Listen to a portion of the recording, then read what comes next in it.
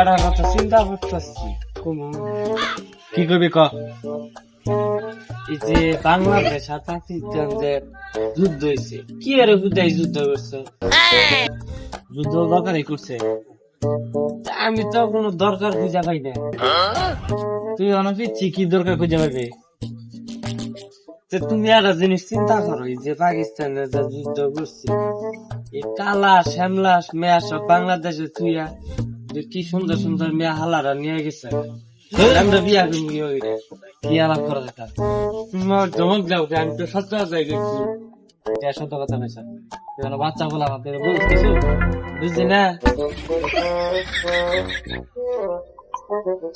দেখি পাসপোর্ট করে পাকিস্তানি জানাও।